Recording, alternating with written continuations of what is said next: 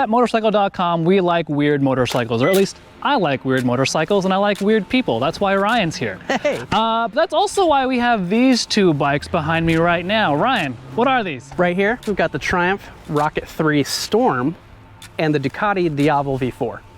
And so, the reason why these are here is because, well, they're weird. Who puts these things together? What is this even? Yeah. You have a cruiser, with air quotes, with a 2.5 liter 3-cylinder. That's a bigger engine than my car. Each of these pistons are 820 cc's.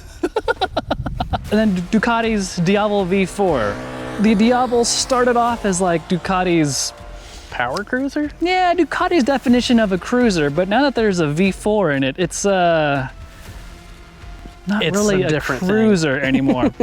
Point being, these are two category busting motorcycles that we can't really define anymore, which means it's all the more reason for us to hop on them and see what they're all about. So, Ryan. Troy. What are we gonna do? Let's go ride them. Boom.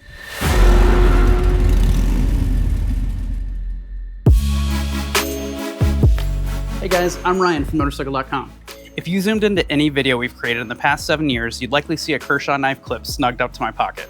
For 50 years now, since 1974, Kershaw has been making quality knives for those in every walk of life. Whether that be everyday carry, hunting, or providing tools to those whose job it is to protect us, there's a Kershaw for everyone. As a customer and a fan, we're stoked to have Kershaw on board as a sponsor for this video. Use Kershaw discount code MOTORCYCLE40 for 40% off MSRP through the end of the year. All right, ready? All right, Triumph Rocket 3, and then Ryan is on the Ducati Diavel V4. Here we go.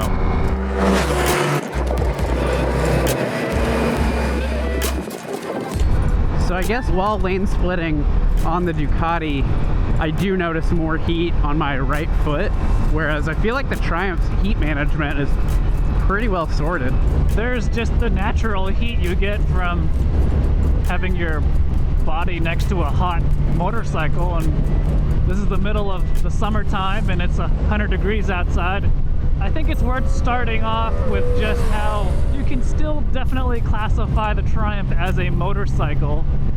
Just one with a giant engine that's bigger than most car engines. Almost the same amount of torque as it has horsepower. 143 pound-feet and like 148 horsepower. It's just a celebration of excess. Yeah, well, and also with the Ducati Diavel V4, this thing is now even farther from the power cruiser kind of genre that, you know, was around for a little while and has since kind of faded away. And this thing is hard to think about slotting into a category itself now, because it's not very cruiser-like at all. It's closer to a naked, but it's got a, you know, a V4 engine in it. Both bikes are ridiculous in different ways. Absolutely. Meanwhile, this Triumph, tight, twisty roads are not where the Triumph shines. You've got a giant 150 front tire and a 240 rear tire, a super long wheelbase, and like, what, 700 pounds of motorcycle underneath you. Nothing about the Rocket 3 screams cornering. The Ducati, even with its 240 rear, would win a handling race all day long. Like, that's not the point of this Triumph. When I hop on the Triumph, I'm totally content just like going low and slow. And like 6th gear at 80 miles an hour is just chugging along at 3,000 RPM. Whereas at 3,000 RPM, that's like idle speed for the Ducati, I think. But that's the thing, once you get it higher into the rev range, you know, this thing revs out well past, you know, 10,000 RPM, so. The Triumph red line is, what, 6,500 RPM? Yeah, that's basically when the Ducati is coming alive. It's so funny how different these two are. All right, so let's just get one thing out of the way right off the bat. This is not a straight up comparison of like which bike is better than the other. How could it be? I know, right? This is such a different theme of a test here. To be quite honest, we're doing this test because rest in peace, Evans Brassfield, didn't like this idea. Told us not to do it specifically. He told us not to do this. It didn't make sense. And he was right. Yeah, it doesn't really make sense. He was right. There's like a 187-pound weight difference between these two. And you know, I'm always thankful for Brembo's dilemmas, but I'm very thankful for them on the Triumph because they somehow, you know, do manage to get that thing slowed down. This is you and I, both of our first time on a Triumph Rocket 3.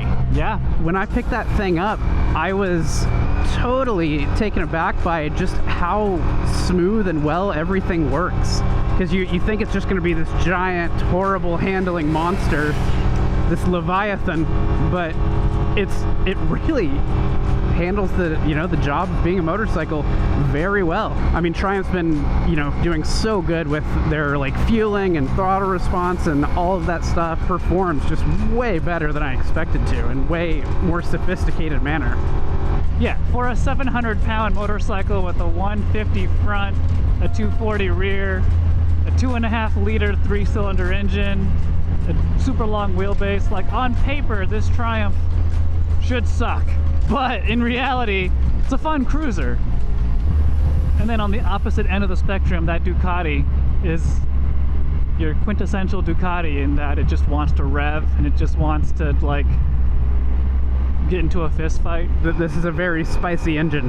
You know, the quick shifter's great. This is exactly what you would expect out of Ducati. It's, you know, these bikes, the Triumph's 25 grand, this Ducati is like 27.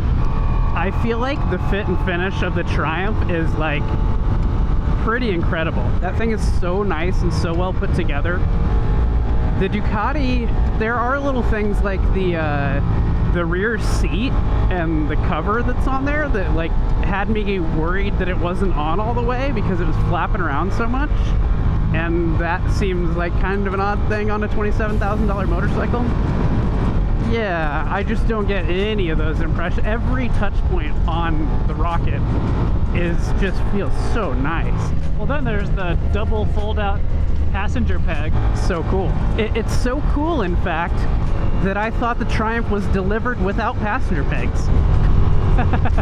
Which seemed like an odd thing, because the design is integrated so well in that double fold-out that it just looks so clean. I will say one thing that's been nice is the cruise control. Yeah. I appreciate that they both have cruise control. And they're easy to use. Well, as good as that is, there are things about both bikes that it's our job to complain about. And as I go over some bumps, this Triumph is suspended kind of on the harsh side. I feel like the spring rates are probably on the stiffer side because the bike is so heavy. It says it's fully adjustable suspension, but I have no idea how to access the compression adjuster. It is probably buried underneath the seat, at which point you're like, okay, I suppose technically speaking that is adjustable, but it's a pain to get there. I do like the fact that there's a knob for the preload adjustment, and the rebound setting is easily accessible, but there's only like 5 turns of rebound adjustment, and so on the one hand I get that simplifies things, but then it also means you can't really fine-tune the adjustment. It sounds like you're having a similar issue with that Ducati shock, right? Yeah, I would like to dial in some preload for the Ducati. The Ducati does a better job kind of soaking it all up when it's on its side. The Triumph feels super rigid, so it just kind of transmits all of the bumps and road irregularity kind of to the rider. Not in an awful way or anything, but just doesn't have the same kind of flex as the Ducati does.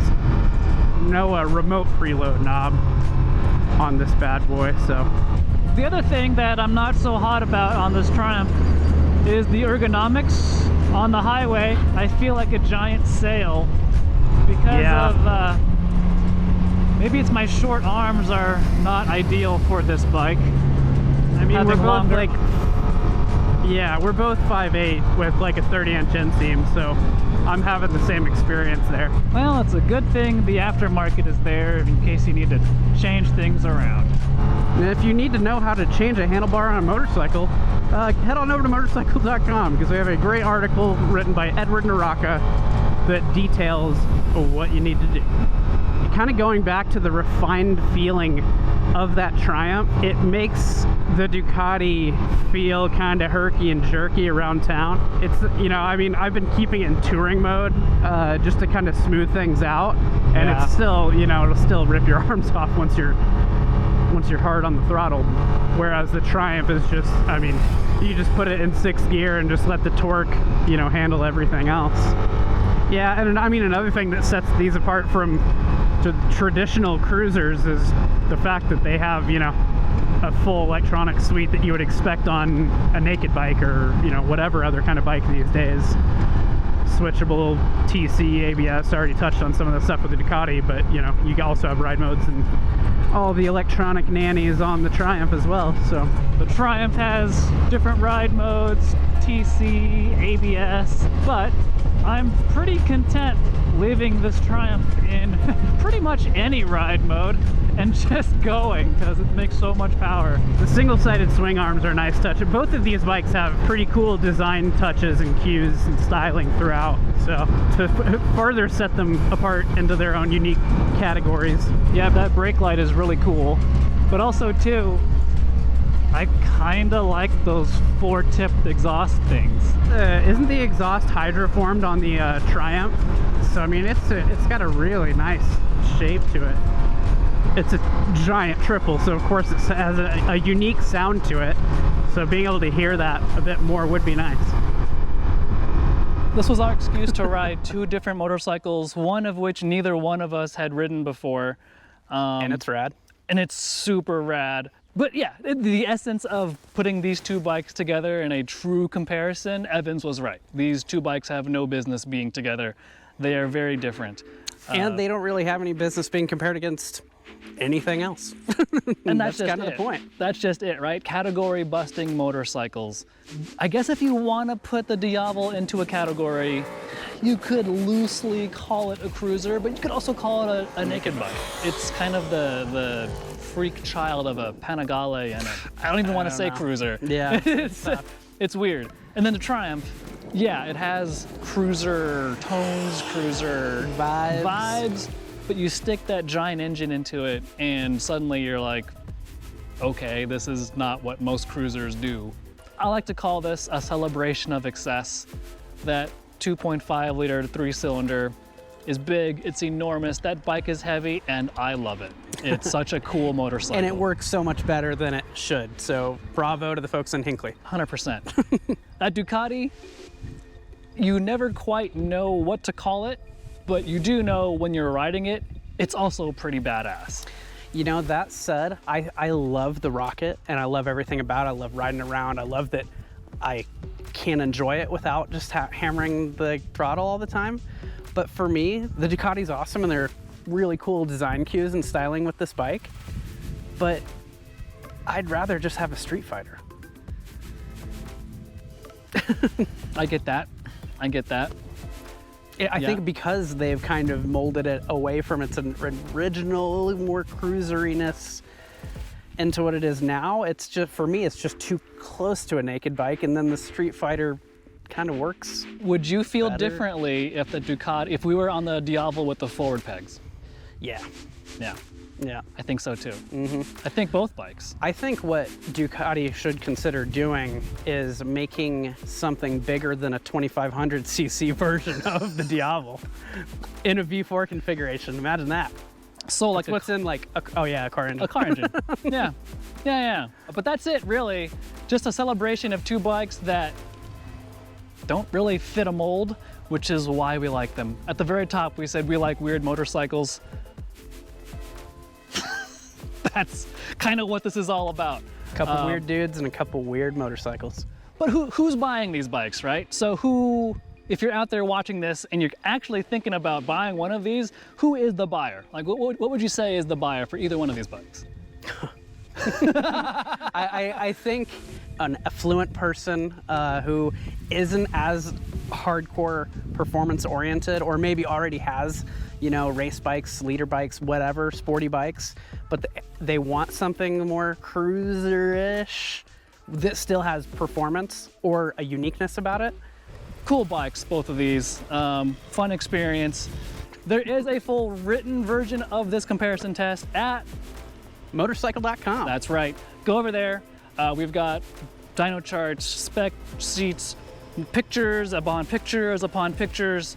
Leave us a comment. Let us know what you think about these two bikes. Let us know how dumb we are and how dumb we look. Yeah. And I know you're going to anyway. You're going to anyway, so you know, we're ready for it. All right. Thanks for watching, guys. Ride safe, and as always, we'll see you later.